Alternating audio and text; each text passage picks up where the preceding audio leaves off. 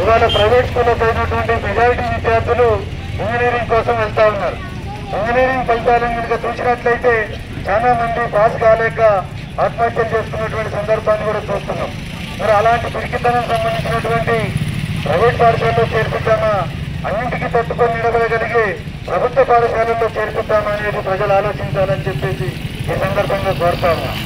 ఆ తర్వాత ముఖ్యంగా ఆర్థిక భారం విషయానికి వచ్చినప్పుడు ఈ రాష్ట్రంలో అనేక మంది పేద కుటుంబాలు ఉన్నటువంటి పేదలు వారి సంపాదనలో 60-70% పిల్లల యొక్క చదువుల కోసమే ఖర్చిస్తున్నటువంటి పరిస్థితి. మిగిలిన 30%లోనే వైద్య ఖర్చులు కానీ ఇతరత్ర తిండి కానీ ఇవన్నీ చూసుకోవాల్సి వస్తున్నది. అందులో చాలీచాలగా అప్పులు చేయాల్సిన పరిస్థితి.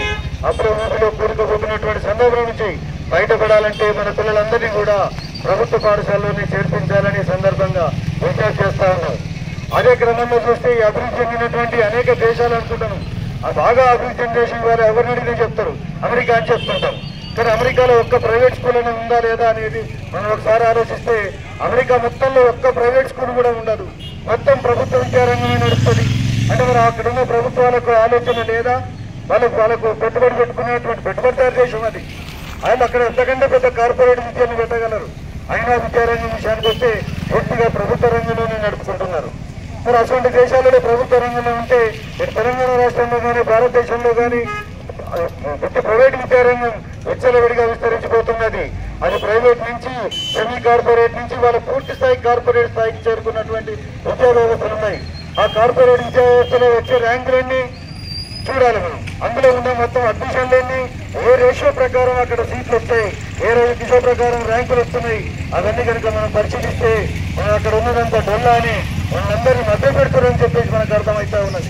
అందుకోసమని వాస్తవాన్ని చెప్పే, నిజాయితీని చెప్పే, విలువలు చెప్పేటువంటి ప్రభుత్వ పాఠశాలలోనే మన పిల్లల్ని చేర్పించాలని చెప్పేసి ఈ సందర్భంగా ఈ శాఖ కార్యక్రమం నిర్వహిస్తా ఉన్నాం. అదే క్రమంలో ప్రభుత్వ ప్రాథమిక పాఠశాలల్లో ఎన్రోల్మెంట్ ఇంకొక ఆటంకంగా ఉందని చెప్పేసి ఇవాళ టీఎస్యూటీఎఫ్ గుర్తించింది. ఏంటది? ఇవాళ తల్లిదండ్రుల కోరిక పెరిగింది. 3 సంవత్సరాలు నిండగానే మా పిల్లవాడిని బల్లో వేయాలనేది. అంగన్వాడికి పంపడానికి కూడా సిద్ధంగా లేరు. ఏదో స్కూల్లో వేసేయాలి 3 ఏళ్ళు కాగానే. అక్కడేంటి వాళ్ళకి అవకాశం ఉంది. మరి ప్రభుత్వ పాఠశాలకు వచ్చేసరికి ఏం జరుగుతూ ఉంది? 5 ఏళ్ళు నిండితే కానీ 1వ తరగతిలో కానీ అడ్మిషన్ లేదు. మరి ఈ సందర్భంగా ప్రభుత్వానికి ఒకటే డిమాండ్ చేస్తా ఉన్నాం. ప్రజల కోరిక ఏదైతే ఉందో, విద్యాపరంగా ఏదైతే కోరుకుంటున్నారో, ఇప్పటికే సంఘాలు పోరాటం చేయడం వల్ల ఆంగ్ల మాధ్యమం వచ్చింది, వాళ్ళకి మధ్యాహ్న భోజనం జరుగుతూ ఉంది. మరి అనేక సమస్యలు సాధించుకున్నప్పటికీ కూడా ఇంకా ఆటంకంగా ఉన్నటువంటి అంశం ఎల్కేజీ యూకేజీ క్లాసులు ప్రాథమిక విద్యారంగంలో ప్రభుత్వ రంగంలో ప్రవేశపెట్టాలని చెప్పేసి కూడా డిమాండ్ చేస్తా ఉన్నాం. అది సాధించుకుందామని చెప్పేసి తల్లిదండ్రులకు విజ్ఞప్తి చేస్తా ఉన్నాం.